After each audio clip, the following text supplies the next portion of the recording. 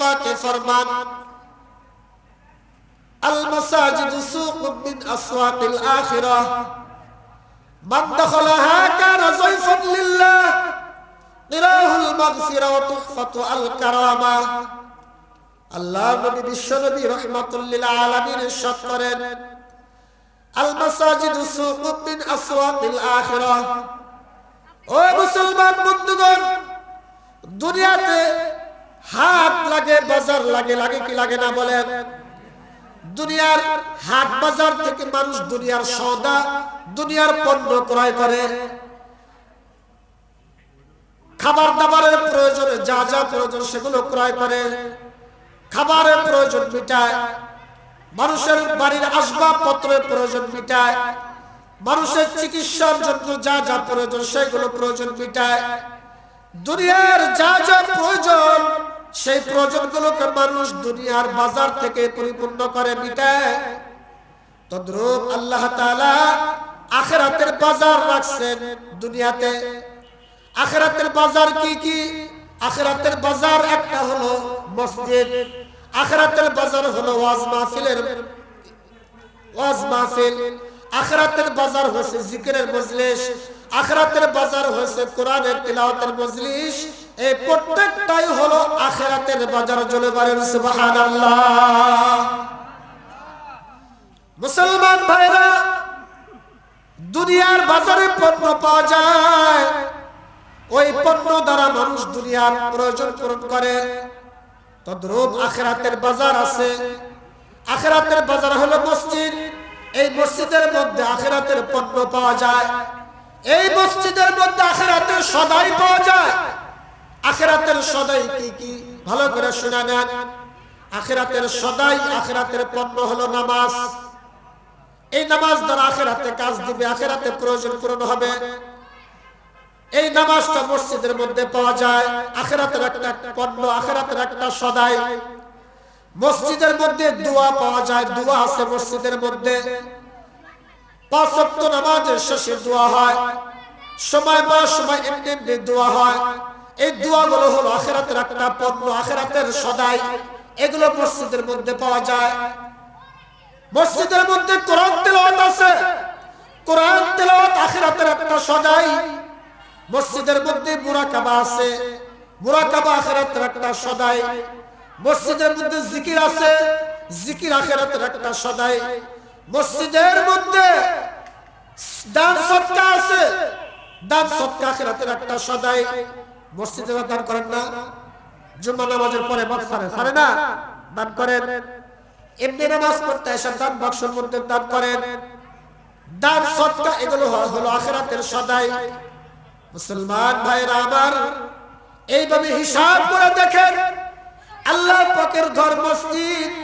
আল্লাহ তাআলার হাবিব মুহাম্মদুর রাসূলুল্লাহ সাল্লাল্লাহু আলাইহি ওয়াসাল্লাম ইরশাদ করেছেন আল মাসাজিদু সুকুম মিন আসওয়াকিল আখিরাহ। মসজিদগুলো আখিরাতের বাজার। এই মসজিদগুলোর মধ্যে আখিরাতের সদাই পাওয়া যায়।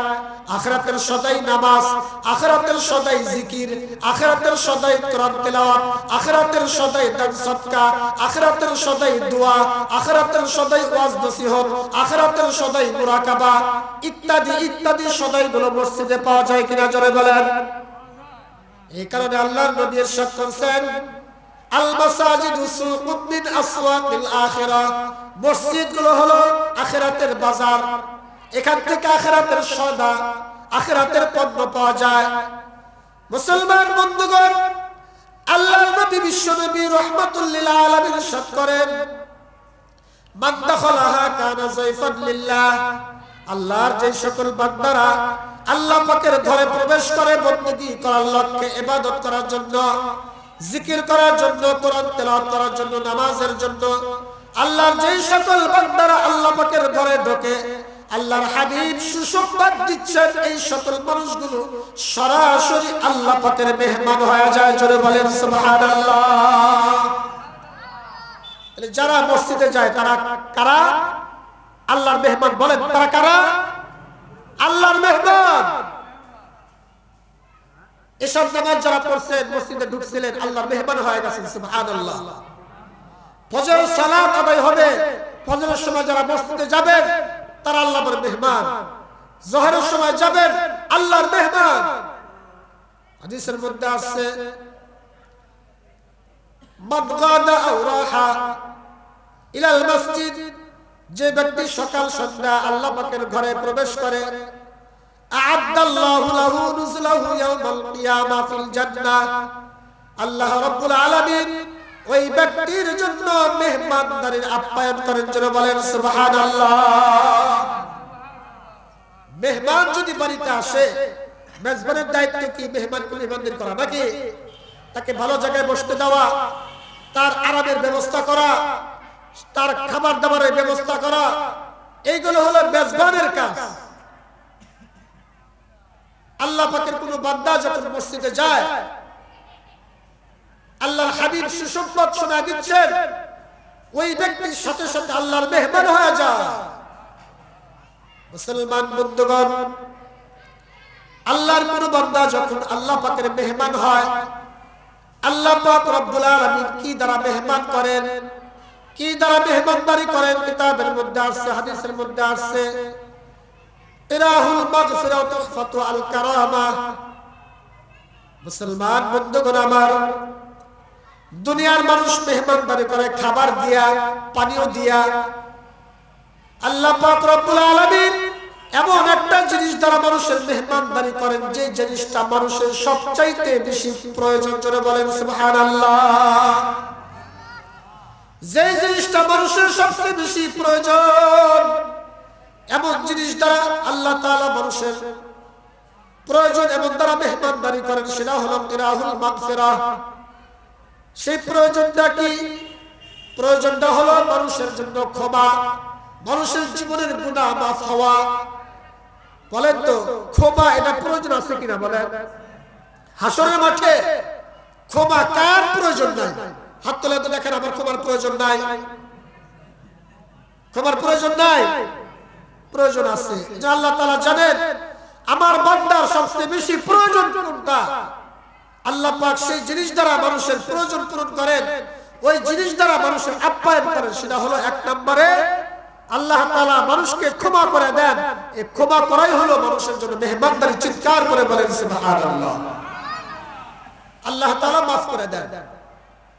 মুসলমান বন্ধুগণ,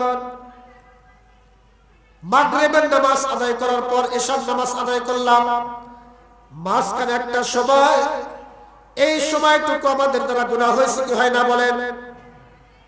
কে কি বলতে পারবো মাগরিবের পর থেকে এশা পর্যন্ত আমি তো গুনাহ করি নাই? বলতে পারবো? গুনাহ কিন্তু হয়ে গেছে।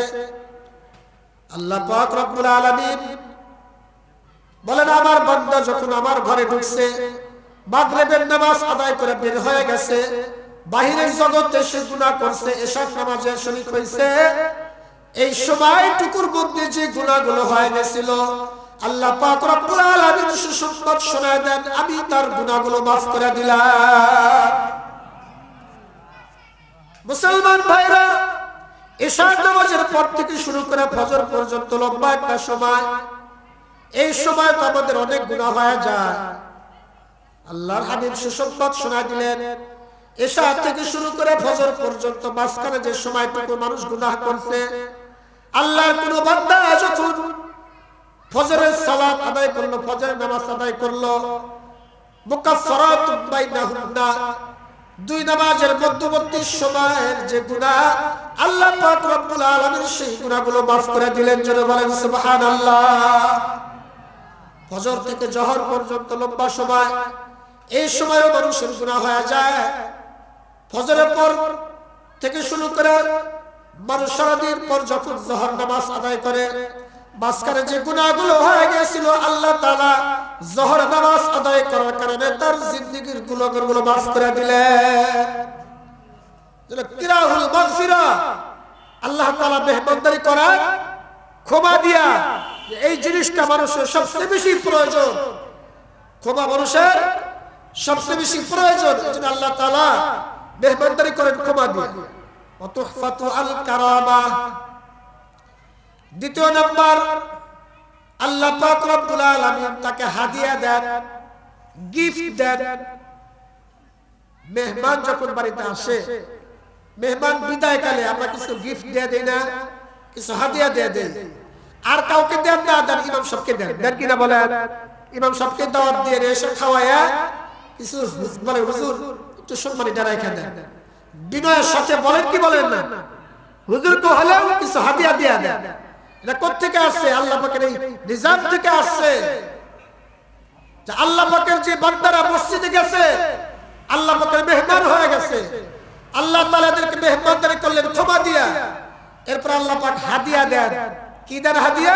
আতুহফাতু আল কারামা। আল্লাহ তাআলা তাকে হাদিয়া দিচ্ছেন হলো তার সম্মান বাড়ায় দেওয়ার জন্য। বলেন সুবহানাল্লাহ।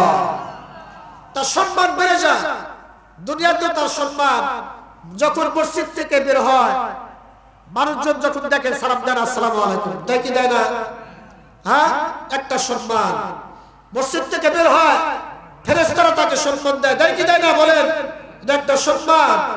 হাসরের মাঠে আল্লাহ পাক রব্বুল আলামিন তাকে সম্মান করবেন। ওয়াতুহফাতু আল কারামা। আল্লাহ তাআলা হাদিয়া দেন, গিফট দেন, সম্মান দেন। যারা বলেন সুবহানাল্লাহ। জিকির করে লা ইলাহা